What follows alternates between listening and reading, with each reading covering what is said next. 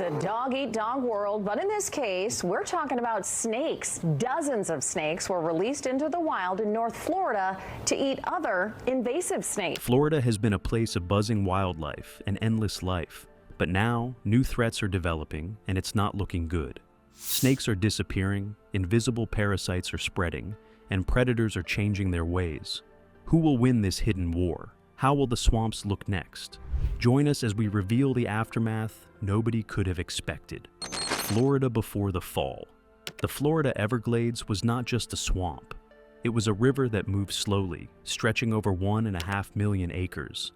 A vast green ocean of grass and water flowing together. From above, the land looked like a living mosaic, where marshes, islands, and channels mixed in perfect harmony. Sunlight reflected on the water in golden streams. An early morning mist rolled over the grassy flats like soft waves. The Everglades was a kingdom of life, quiet and powerful, pulsing with energy that seemed almost eternal. Every plant, every animal, and even the water itself had a role in keeping this balance. The swamp was home to thousands of species, and each depended on the other. Birds filled the skies, flocks stretching across the horizon, their calls blending into a symphony of sound. Hawks, herons, and egrets swooped gracefully, searching for fish in the shallow waters. In the grasses, raccoons, rabbits, and marsh rabbits moved carefully, always alert for danger. Snakes slithered silently through the mud, while alligators floated near the water's edge, hidden like ancient guardians of this kingdom.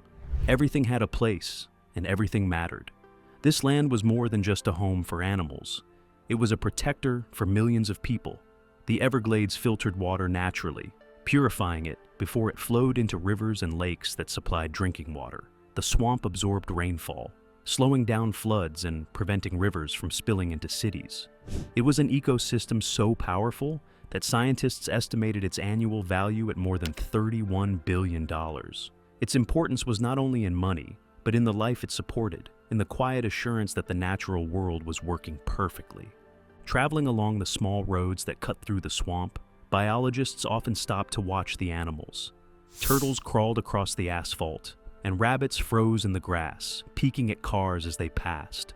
The sounds of nature were constant, the soft splash of fish jumping, the rustle of leaves in the breeze, the sharp call of a hawk. Life was everywhere. Every step through the Everglades revealed new details, small wonders, and moments of beauty. The swamp breathed, and those who watched closely could feel it breathing with them. But then, slowly, the sounds began to fade. Animals that had once filled the swamp became harder to find. Roads that were once dotted with turtles and rabbits grew quiet. Birds no longer crowded the sky in great clouds. The marshes, once vibrating with life, seemed emptier. Even the wind carried a different tone, softer and heavier, as if the swamp itself had noticed the change. What had been constant and eternal started to shrink, leaving behind a strange silence. This silence was haunting. It was the first sign that something had shifted in the Everglades. The land, which had been a living miracle, now felt fragile. The balance that had lasted for thousands of years was breaking. It was not just the absence of animals that created the emptiness. It was the absence of life itself, the sense that the swamp was breathing less fully, moving slower, waiting for something that would change it forever. But this silence did not begin naturally. It began with a storm so violent, it did more than destroy homes. It opened a gate that could never be closed. The day the cages broke open. In August of 1992, Florida faced one of the most violent storms in its history. Hurricane Andrew tore across the southern part of the state, with winds reaching 165 miles per hour. The storm flattened neighborhoods, uprooted trees, and tossed cars like toys. Roads disappeared underwater. Power lines snapped. Homes that had stood for decades were reduced to piles of splintered wood and twisted metal. The storm was chaos in its purest form, leaving nothing untouched in its path. Among the destruction was a small reptile breeding facility near Miami. The facility housed dozens of exotic animals, including Burmese pythons. As the hurricane raged, cages broke open, walls collapsed, and animals escaped into the wild. Nobody knows exactly how many snakes slipped into the Everglades that day. Some estimates suggest dozens, others hundreds. Each snake carried the potential to survive and thrive. The release of these animals did not happen in isolation. Throughout the 1990s, the exotic pet trade was booming. Burmese pythons were sold for as little as $10 when they were small, fitting easily into a child's hand. People thought they were harmless, interesting pets. They grew fast, though. A snake that fits in a small box could become 10 feet long and weigh 50 pounds in just a few years. Families who bought them were often unprepared for this rapid growth. When the snakes became too large to manage, some owners made a choice that would have long-term consequences. They drove to the edges of the Everglades and released the snakes into the swamp. What seemed like a simple act of freedom was, in reality, the start of an ecological disaster. Those snakes were no longer pets. They became wild predators in a perfect habitat, with no natural enemies, endless food, and the swamp's warmth and humidity helping them survive. The Everglades became an unexpected paradise for the Burmese python. Fish, birds, rabbits, raccoons, and other small mammals provided a constant supply of food. The snakes spread quickly, learning the marshes, the channels, and the flooded grasses. They blended perfectly with their environment, making them almost invisible. They were patient hunters. They waited for the right moment and struck without warning. What humans failed to see was that this was not just a small problem. It was the beginning of an ecological time bomb. The storm had released one factor, and the exotic pet trade added another. Together, they created a situation that was impossible to control with ordinary methods. Each snake that survived grew and reproduced, multiplying the population. With every passing year, the number of Burmese pythons in South Florida increased, spreading farther into the swamp and deeper into the heart of the Everglades. Visuals from that time would show broken cages floating in muddy floodwaters, tiny snakes, no bigger than a child's hand, disappearing into the reeds. Years later, those same snakes, now massive and terrifying, moved silently through the grass, perfectly adapted to their environment. Car doors opened at the edges of the swamp as residents cautiously observed the growing wildlife threat, unaware that these creatures were becoming unstoppable. What began as chaos from a storm and poor pet ownership was quietly transforming the Everglades. The natural balance of the swamp was shifting without notice. For years, nobody realized what was happening in the grass. They continued their lives, watching birds, fish, and alligators, unaware of the predators growing silently around them. For years, nobody noticed what was happening in the grass, but the snakes noticed, and they were thriving. Engineering of a perfect predator. Burmese pythons were not ordinary snakes. They were a perfect predator, designed to survive and dominate in the swamp. Their bodies were long and muscular, covered in patterned scales that blended seamlessly with grass, mud, and water. From above, they could vanish completely, invisible to humans and most animals. Their camouflage was unmatched, allowing them to wait for hours without moving, completely unnoticed. These snakes were not only physically perfect hunters, their senses were extraordinary. Along their jaws were thermal sensing pits, tiny organs that allowed them to detect the body heat of warm-blooded animals. Even in total darkness, they could locate prey with absolute precision. Fish, rabbits, raccoons, and birds were no match. The python could strike silently and swallow quickly. They also held their breath for more than 30 minutes underwater, giving them the ability to ambush prey beneath the surface without being detected. Reproduction added to their power. A single female could lay a clutch of up to 100 eggs in a single season. With no natural predators to control their numbers, the population grew exponentially. Scientists now estimate that at the peak, hundreds of thousands of Burmese pythons roamed South Florida, far outnumbering any native predator. The impact on the ecosystem was catastrophic. Mammal populations collapsed at a staggering rate. Raccoons were down by 99%. Opossums decreased by almost 99%. Bobcats were reduced by 87%. What had once been a thriving food web was now empty. The small mammals that supported birds, reptiles, and predators were gone. Entire areas of the swamp were silent. Biologists describe this silence as haunting. Where once roads were dotted with turtles, rabbits, and birds, now nothing moved for miles. The physical abilities of the Burmese python combined with the absence of predators created a situation humans could not control. They were patient. They were silent. They reproduced quickly. They hid perfectly. Each snake that survived became both a hunter and a teacher for the next generation. The swamp was no longer just a home for animals. It was a classroom for predators, teaching each new python the most efficient way to survive and hunt. Even more striking was how quickly the visible landscape of the swamp changed. Old photos of the Everglades show a rich mix of wildlife, colorful birds, and active mammals. Today, camera traps and surveys reveal emptiness. Forests and marshes appear abandoned. The collapse of life is visible everywhere. The beauty of the swamp remains, but it is haunted by what has been lost. Florida finally decided to fight back, but they didn't realize they were hunting ghosts. The war humans could not win. After decades of devastation, Florida decided to take action. The public and government needed a solution, and the first attempt was dramatic. The state created the Python Challenge, a competition that invited ordinary people to hunt the snakes. The event was part publicity, part attempt to control the growing threat. Hunters arrived armed with tools, traps, and courage, ready to wade into the swamp and catch the invaders. Cameras recorded their efforts, creating dramatic headlines and powerful images of captured snakes. Despite the spectacle, the numbers were shocking. In the first year, only 195 snakes were caught. Even if they had caught 300 the next year, it was still insignificant compared to the estimated 300,000 snakes in the Everglades. Removing a few hundred snakes from hundreds of thousands was like trying to empty the ocean with a teaspoon. The scale of the problem was far beyond human reach. Realizing the challenge was much bigger, Florida began hiring professionals. Since 2017, elite hunters were paid hourly wages to search the swamp. They walked levees for hours, often at night, scanning the grass and mud for signs of movement. Despite their skill, the snakes proved nearly impossible to catch. Even after thousands were removed, the total number taken, over 23,000, likely represented less than 5% of the total population. Each snake that escaped became a teacher for the next generation, helping others avoid the hunters. Technology was also tested. Drones equipped with thermal cameras were deployed to locate snakes by their body heat. The idea seemed promising. Humans thought heat detection would make the snakes easy to spot, but the Everglades itself interfered.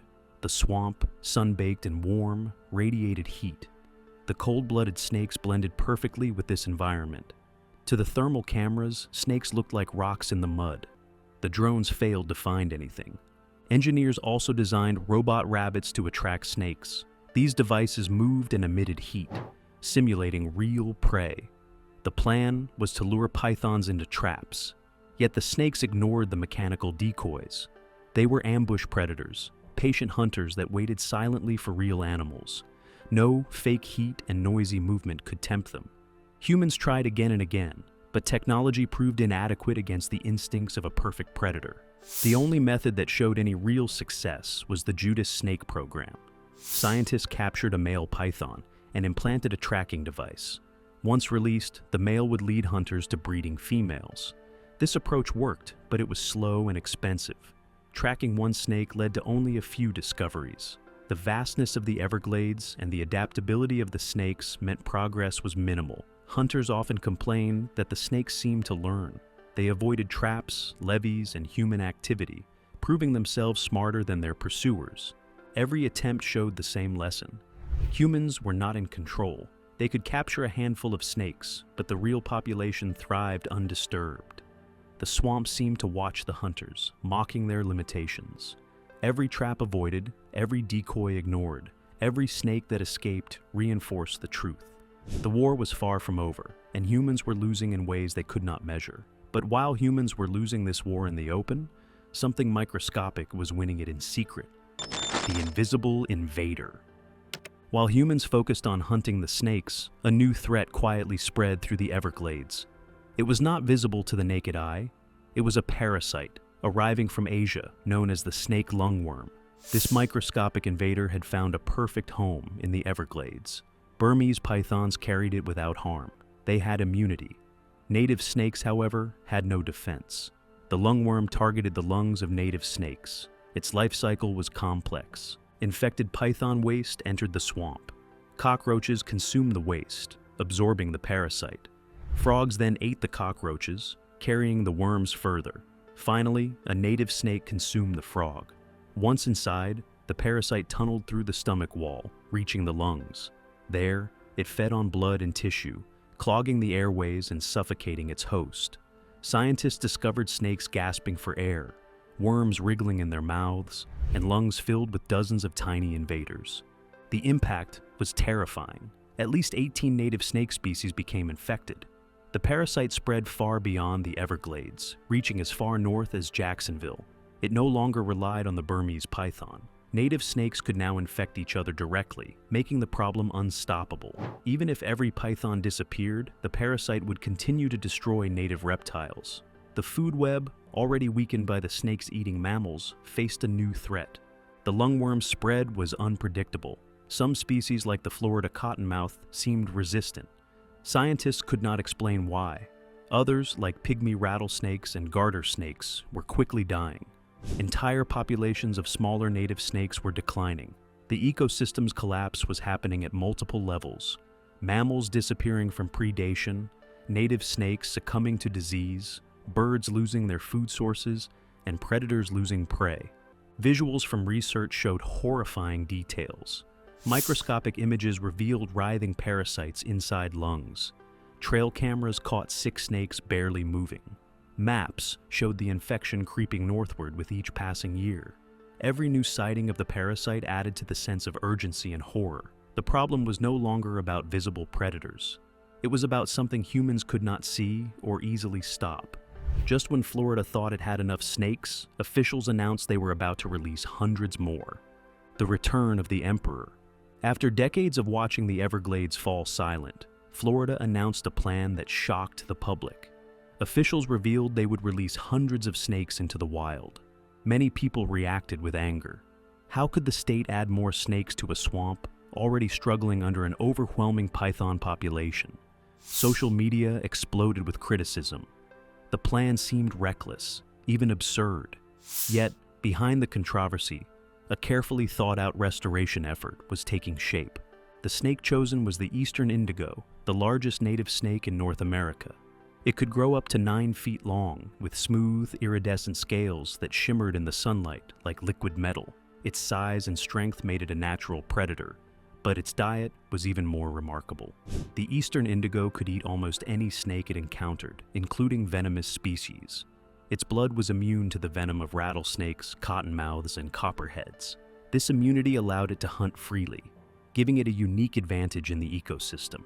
Eastern indigos were not common in the wild anymore.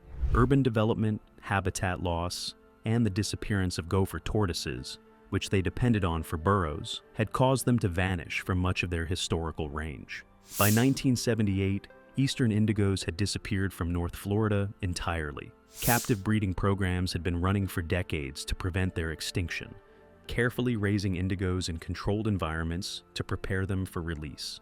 The goal of the program was not just survival. Conservationists aimed to restore balance. Eastern indigos could reduce the number of invasive pythons while re-establishing a top predator in areas where the ecosystem had lost its natural leaders. Releasing the snakes required careful planning. Scientists studied habitat suitability, climate, and the availability of prey. Then, after preparation and quarantine, the snakes were set free into protected forest areas where they could thrive without immediate human interference. In 2023, trail cameras captured footage that brought hope. Tiny indigo hatchlings were seen moving through the leaf litter, the first known wild-born babies in 50 years. These were not the released snakes. They were their offspring, reproducing naturally for the first time in decades. The footage showed the snakes exploring their environment, testing burrows, and hunting small prey. It was a moment of awe for scientists and conservationists, a sign that the ecosystem still had the capacity to heal. Visuals reinforced the story. The larger indigos glimmered in the sunlight, coiled gracefully among trees and grasses. Cameras recorded their slow, deliberate movements as they disappeared into the forest. Close-ups of hatchlings revealed their tiny bodies, glistening scales, and bright eyes as they explored the ground. The combination of size, beauty, and hunting ability made them the rightful emperors of their domain. The reintroduction of the eastern indigo brought both doubt and hope. Critics questioned whether the snakes could survive, if they could control the python population, or if they would even reproduce. But nature appeared to answer those questions. Within months, reports confirmed that released snakes were hunting successfully, moving through burrows, and reproducing. The emperor had returned, not as a pet or a spectacle, but as a functioning part of the ecosystem. But while the emperor was returning in the north, the south was witnessing something nobody had ever seen before. When the victims fought back. While the northern forests welcomed the return of the eastern indigo, the southern Everglades was showing signs of resistance from its native predators. For decades, Burmese pythons had ruled the swamp. Their size, strength, and numbers had allowed them to dominate every level of the ecosystem. But recent events revealed that the home team was beginning to fight back. One of the most striking cases involved a large python named Loki. Biologists found his carcass in the swamp. The snake, estimated to weigh 50 pounds, had been taken down in a manner that shocked researchers. Its head had been severed. Trail cameras revealed the culprit, a bobcat. The bobcat, barely 25 pounds, had stalked the python carefully before attacking and swallowing it. This was unprecedented. For years, humans had considered pythons the top predators. Now, native carnivores were learning to hunt them. Alligators, too, had begun targeting smaller pythons. By hiding beneath the water and striking with powerful jaws, they ambushed snakes that crossed their paths. Even Florida panthers, long considered endangered and elusive, were recorded taking down pythons. Reports suggested that these predators were observing, adapting, and taking advantage of the python's weaknesses. The ecosystem itself was shifting from helplessness to a slow, strategic resistance. The change was subtle but powerful. For decades, pythons had consumed small mammals, reptiles, and birds without consequence. Now, the hunters of the Everglades were returning in unexpected forms. Native predators were learning. They observed patterns, avoided danger, and used their speed, strength, and intelligence to take down invaders. The dynamic of the swamp had changed. The simple slaughter that had defined the first 20 years of python dominance was evolving into a real war. Trail camera footage provided the clearest evidence. Bobcats were seen moving silently through the grass, eyes fixed on snakes. Alligators struck from hidden positions, snapping up unwary pythons. Panthers crept through dense foliage, ambushing snakes from above. Each successful takedown reinforced the idea that the predators were learning not just individually, but collectively. The home team was adapting. The emotional tone of this development was striking. Surprise gave way to empowerment. Predators once considered prey themselves were now reclaiming territory. The Everglades, long silenced, began to vibrate again with activity. The food web, weakened but resilient, was slowly regaining strength as native species remembered their place in the ecosystem. And now, the territories are moving. The indigo snakes are spreading south. The pythons are moving north. A collision is coming. The future nobody is prepared for. The Everglades, once a swamp of familiar rhythms and predictable wildlife, is now entering a stage nobody can fully understand. For decades, humans tried to control it. Invasive snakes reshaped it, and native predators began fighting back. But the real story of the swamp's future is still being written, and it may be more strange and complex than anyone imagined. Scientists are starting to ask questions that cannot yet be answered. What happens if the lungworm spreads to the eastern indigo snakes? These snakes were released as a solution, designed to hunt the invasive pythons. But if they contract the parasite, will they survive? Could they carry it to new areas, unintentionally spreading the infection faster than the pythons ever could? The thought is terrifying. A solution could become a new problem. Every move in this ecosystem is now connected in ways no human fully controls. At the same time, the native predators are learning at an incredible pace. Bobcats have been observed taking down pythons, and some evidence suggests they may teach their offspring to hunt the giant snakes. The same could be happening with alligators and panthers. This is evolution in real time. Predators are adapting to a 20-year invasion, developing strategies that humans could never anticipate. Every strike, every takedown, every lesson passed from parent to offspring changes the food web in real time. Imagine the Everglades 50 years from now. The indigo snakes have spread farther south, encountering both pythons and native predators. The pythons are still in large numbers, but they are no longer invincible. The lungworm is present, moving through some species but not others. Bobcats, panthers, and alligators continue to refine hunting techniques. The swamp is no longer the same. Its balance is being rewritten constantly. The old rules no longer apply. Food webs are shifting. Mammals may recover slightly as predators take down pythons. Birds may flourish in areas where snakes are controlled. New interactions will emerge between snakes, parasites, and predators. Some species may vanish, others may thrive in unexpected ways. Scientists can map trends in populations, but predicting the exact outcome is impossible. The Everglades is transforming into a living experiment of evolution, adaptation, and survival. Time-lapse visuals could show the territories moving, indigos advancing south, pythons spreading north, bobcats patrolling edges, lungworms moving through populations. Imagine maps shifting year by year, showing new patterns emerging like a puzzle nobody has solved. The ecosystem may become something no one has ever seen. A hybrid of old and new, broken and thriving at the same time, full of strange combinations of predator, prey, and parasite. Some experts have admitted that nobody knows what comes next. The Everglades are no longer predictable. The balance that existed before human interference has been replaced by something far more dynamic. Every species is influencing others, and evolution is happening before our eyes. The swamp is becoming a place where the impossible may become ordinary. Even humans are learning to step back. The more they try to control, the more the swamp demonstrates its complexity.